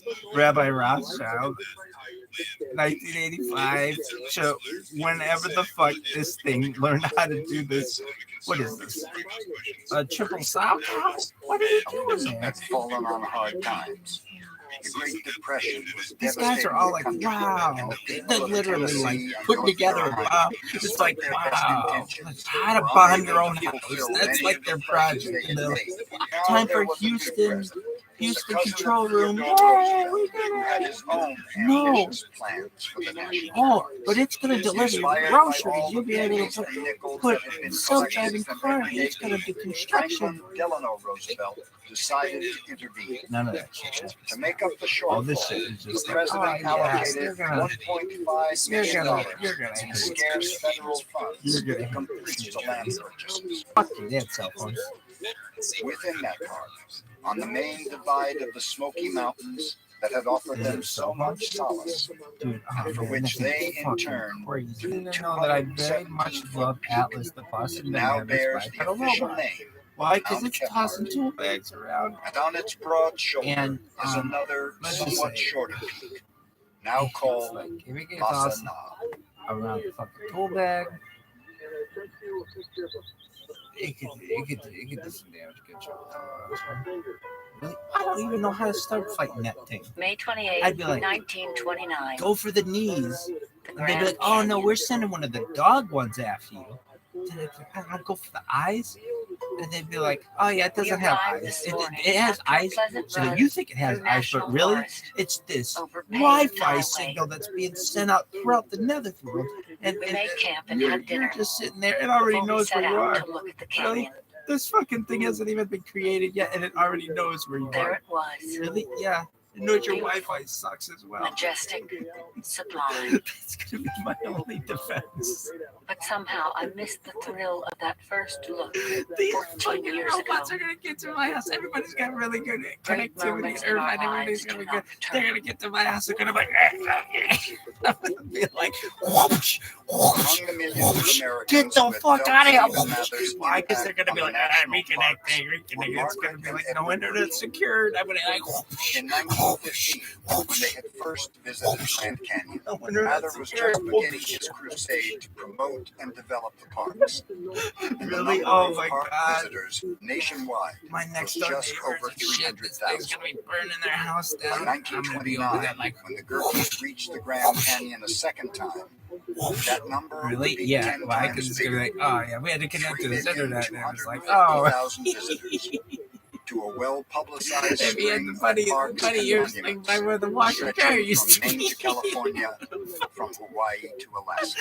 But they moved it down to the fireplace. By then, oh God, that's so funny. May 29th. For us, the canyon needs an added experience. We decided to hike to the bottom, stay overnight, and return tomorrow. May 30th. Well, it was a great hike. What is life but to dream? Honestly, I like this stuff more. Really? Yeah, this stuff is fucking fascinating. Why the fuck isn't everyone like, oh, dude, I just got on my way. Intent on adding more parks to their list. On June 9th, they reached, and on June 11th, they entered John Muir's Yosemite for the first time. With his cameras. I'm sure I'm gonna be saying well, my I friends, wondered a bit, dude, ChatGPT, they're gonna be like, what are you saying? I'm like, dude, ChatGPT, it wrote the greatest fucking poem I've ever fucking heard in my entire life. Yosemite Valley must in some sense become ours. That is it part of the tradition yet? That is now, motherfucker. Soon they were on the move again.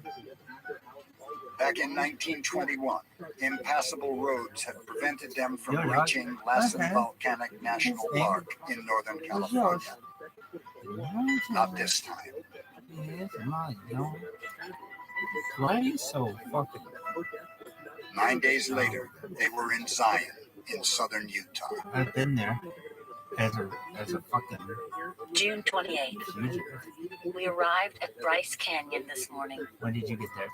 December, a gorgeous spectacle, fantasy and startling beauty. The silent city with towers and fortresses and steeples, and afar 1,000 windows. It was like The Gurkeys had now been to all but one. 5 years later, in the summer of 1934, they made their fourth visit to Rocky Mountain National Park. A place now filled with memories stretching back to the couple's earliest trips together.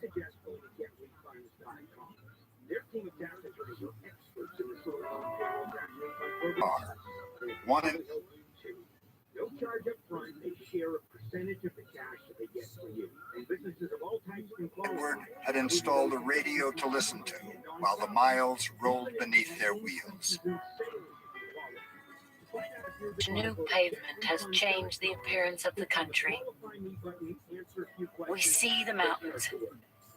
And before you could say Jack Robinson, we were lugging things up the steep steps into the little cabin called Rose Den we have loved so many years. The old familiar mountainside with its cabins, the snowy peaks beyond, the rush of water, all the same. Only I am different. They're 50s now. And on this visit, they tended to do more driving than hiking from place to place in the park. Margaret noted more litter on the roadside than ever before. Edward fished, as always. Sunday at Rose Den. The twilight hour is here. I look out to dark clouds on the mountainsides. Towards evening, we've gotten our things together for quick packing in the morning. Our stay here in Rose Den comes to an end. Will we come back again? In the mid-1930s, Edward would build them a house car, and they would take it on some trial or extended tour of national parks. He took ill in 1939 and died.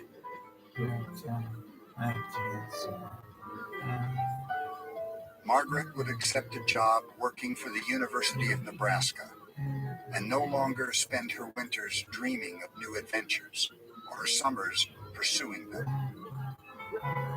But in 1948, at age 65, she would return to Rocky Mountain National Park and Rose Den.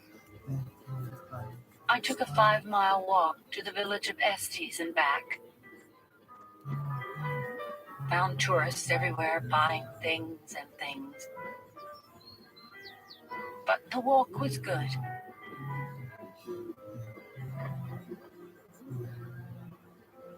This evening, a great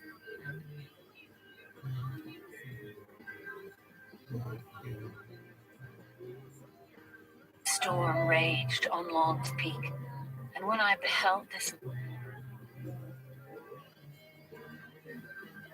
majesty, I felt equal to the contemplations of divinity. Perhaps the walk cleared my vision. On this trip, without Edward to do the driving, Margaret went out and back the way the couple had traveled. Call 800-825-5033. From west of the Rockies, toll free. Call 800. Together so many years earlier, by train. July 13th, 5 p.m. En route, the Zephyr. Really? Yeah. I just massage him. Here I am this mid-July afternoon going home. And glad to be going home. And never have. Back to Nebraska, to the hateful heat of summer, to work day after day, to monotony, most would say, but glad. This long silver train makes swift. Our launch station. We are headed to Sedona. We're going to be part of some something called the Sedona Ascension Retreats event. It runs March 17th through the 19th. It is streaking across the flat Colorado country as I sit here. But you really ought to check this out. There's going to be UFO skywatch and spiritual journey. The whole trip to Colorado like a dream now. The whole thing drops from my shoulders now like a jeweled coat. Feeling I've never worn it at all. Margaret Gerke. Hey, good evening, I'm Greg, and it's wonderful to be on Coast to Coast and talking with America's #1 radio personality and host. Good evening, George. This is exciting. You just to author the and the Granada Theater has seen great performers from Judy Garland to George Ford, Cam Galloway to Brian Ryan, and it's going to be May 27th. We're having Coast to Coast live show, George Morris. It doesn't get any bigger than that. And it's a family atmosphere right where you are. And so it's a very community centered, family oriented. We have photos, we have food, we have a wonderful speaking, a little conventional theater setup. We like to say it's the biggest little theater in America. My last question for you tonight. Are you excited? Dude, I can read that shit. Forever.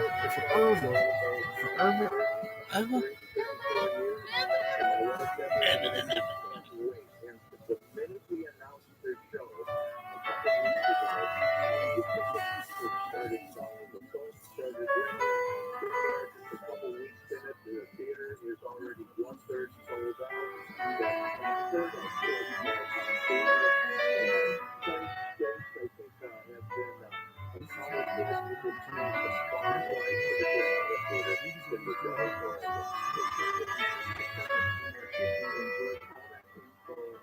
Everybody should go right now to coasttocoastam.com. Lex has it all right there.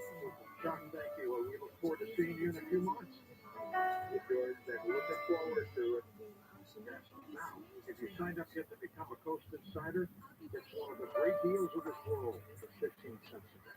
Hi, this is Jerry from Fairland, Texas. Loyal listeners since 1996. I love being a Coast to Coast Insider because I can download shows from my phone and listen anywhere in Texas. From our Gulf Coast beaches to the mountains of Big Bend. That's great. That's because the metrics is up there on the fucking people. You too can get these goodies. Become a Coast to Coast Insider today. This is Jack. I'm a Coast Insider and I love the show. I can replay the show from the night before or full time with the show archived. All of the guests are very informative and super entertaining. Sign up and become a Coast Insider today. You'll be glad you did. You too will. Otherwise, just sign up our website, coasttocoastam.com, where you can become a Coast Insider, or through our app, download it and free with that app. In July of 1929, a 90-year-old woman returned to the Yosemite Valley in California.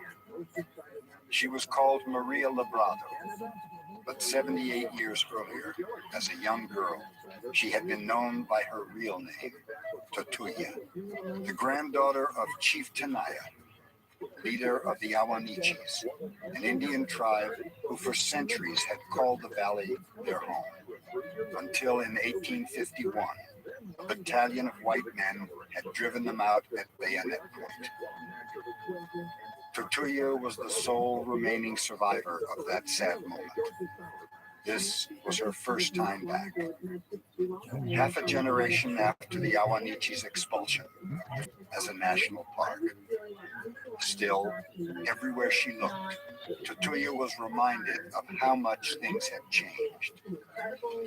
In a broken mixture of English, Spanish, and her own ancient language, she told her escorts the valley floor was now more wooded and brushy than in her day. Her people had regularly set grass fires to keep the meadows open and the trees and shrubs at bay. Then she looked up at the rock walls of the valley. The great monoliths and majestic waterfalls stood unchanged. Turning toward Half Dome, the cleft rock she knew as Tisayak, she stretched out her arms and raised her voice in a strong, clear, high-pitched call that echoed off the granite walls. It was, she explained, the call her grandfather Tanaya had once used to summon his people together. Until that moment, she had been the last one to hear it.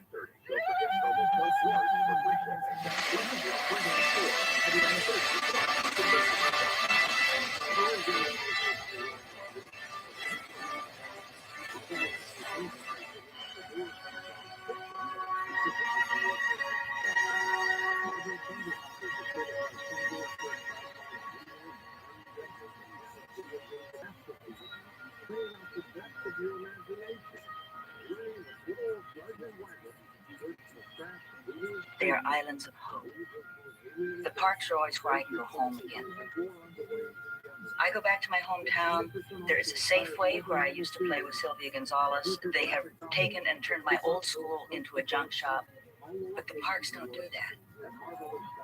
So these are places we can always go home, and paradoxically, that we can always see into the future and hope for the better things. When we look at parks and we look at the United States and we examine the whole idea of democracy, freedom, where do I come from? Where am I going? How did I get here? How did we as a people get here? I think that when people go to a national... As the 1920s ended, the United States was about to enter two of the darkest and most frightening decades of the 20th century. Ones that included an economic catastrophe that threatened the foundation of American society, followed by a war that threatened the existence of freedom throughout the world. For a time during those dark years, the national parks would thrive as never before. Hundreds of thousands of American boys would go to the parks in pursuit of a paycheck and discover a new sense of dignity. Then, hundreds of thousands more, under different circumstances, would enjoy in the parks a moment of peace.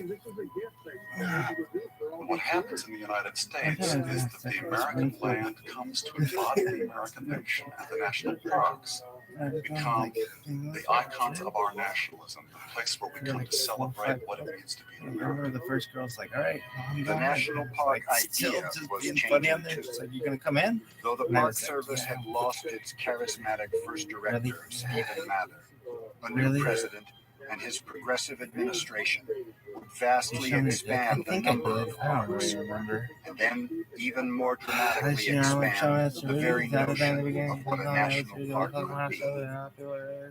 A young biologist would insist that the survival of wildlife is as important as the preservation of scenery, and that places without mountains or waterfalls should be seen as natural wonders as well. And in a time when the future of the country was most in doubt, the symbols of her complicated past would be set aside and cherished, while Americans from every walk of life, every possible background. My sense is that our special connection with the national parks comes from the fact that we're a nation of immigrants. We're a nation of people for whom this is not home. And the national parks are what anchor and root us on this continent. They are the meaning of home for many of us. They're what it means to be an American, to inhabit this continent. It's the end of the immigrant experience. And they're what takes you and says, now I am an American.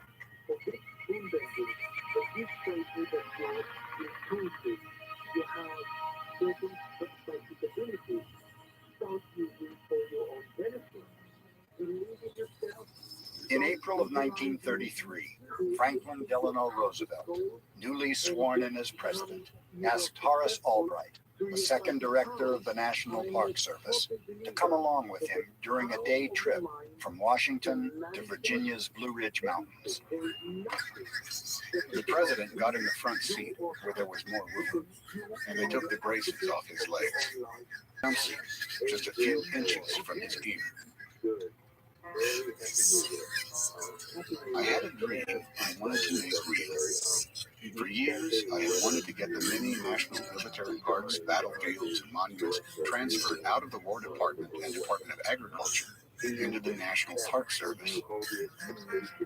As we approached the Rappahannock River, I began thinking, if I'm going to talk to the president about getting the military parks, then broaden the discussion to myriad other battlefields and historic sites in the area. So my father had a gold replica. He told him exactly what he wanted. He wanted the monuments and he wanted the battlefields. All right, when they got back to the White House, hey, all right, he said, tomorrow morning, I want a plan in my office. I want to know what you want to do. And to the former duties of the Park Service by transferring from other departments many other